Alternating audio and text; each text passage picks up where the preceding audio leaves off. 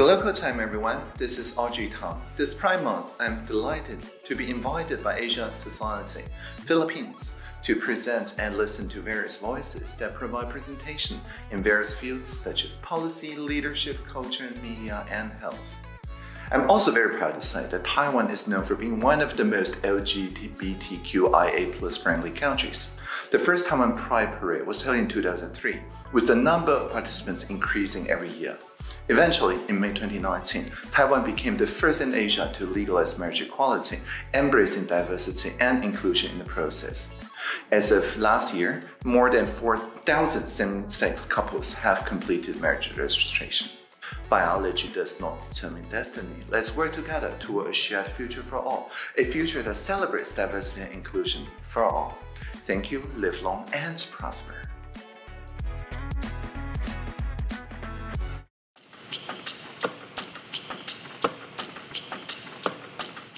A big milestone was my wedding 4 years ago because it was the first time I felt all the different parts of my life had come together.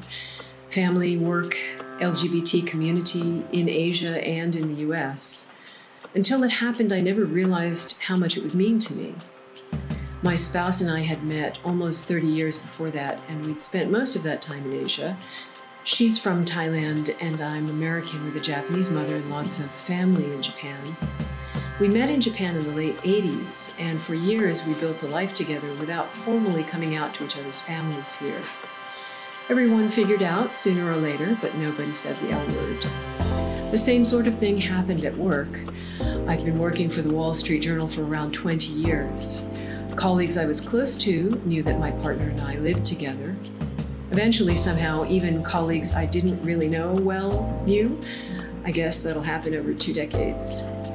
In the meantime, most of our social life we spent hanging out with gay and lesbian friends in Japan or the US. Those 3 worlds were always separate, and I just assumed they always would be. We never thought about marriage until it became legal in the US. But when our closest comrades from all those spheres came together at the wedding ceremony, I felt whole in a way I never knew I'd wanted to feel. It was a surprise and pretty amazing. Hi, I'm Gina Chua. I transitioned late last year, and it's been exciting, exhilarating, momentous, but at the same time it's been very comforting, it's been normal, it's been even very natural. You know, it's been wonderful to just be yourself, to have the world see you as you really are.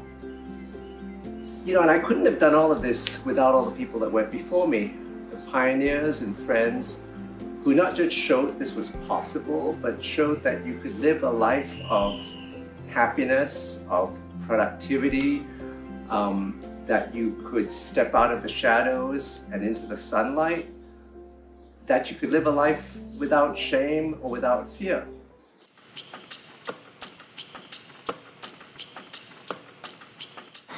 One thing I've appreciated during the pandemic is keeping in touch with gay and lesbian friends and colleagues, since we sometimes have our own specific sets of concerns and challenges, particularly in Asia. For instance, if you can't travel, that's a bigger problem if you're living in a different country than your partner because your relationship isn't recognized and you can't get a visa. Questions about access to healthcare or childcare are particularly important during the pandemic and can be tricky if you live in a country that doesn't recognize your family. So it's been nice to feel connected to others who have similar worries and sometimes share creative solutions. If there's one lesson from this, it's that we're not alone. I've been really heartened at the great reaction I've gotten, the support, the encouragement, the acceptance.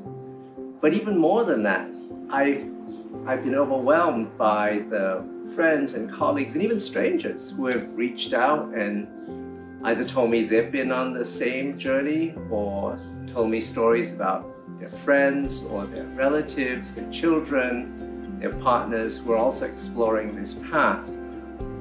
It really told me the importance of visibility. It's been wonderful to hear those stories, to offer support where I can.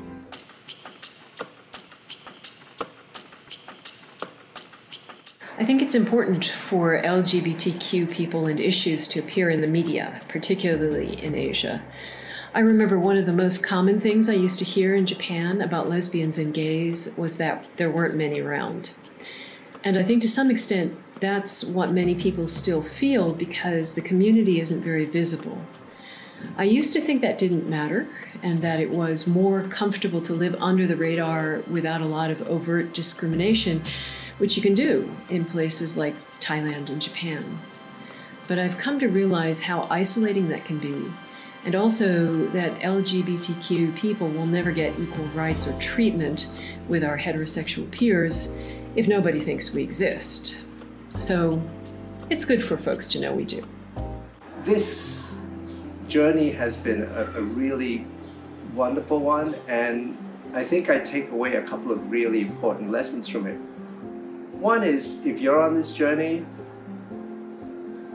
it's great to be yourself. You should follow your path and explore where you need to go. Be true to yourself.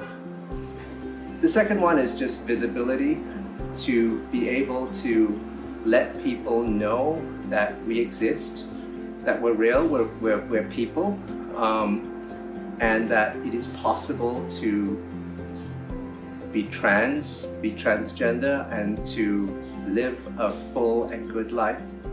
And finally, to think about those around us. You know, we've often spent a lot of time thinking about this journey that we're on, and we hopefully get celebrated for the choices that we make. But those around us, they often are thrust into situations that they weren't expecting, they weren't planning, and they weren't thinking about. And yet so many of them become such great supporters and allies of the community. We should really spare a moment to think about them and how to help them as well. So on this Pride Month, I wish everybody the best, and I hope you find your true self. Thank you.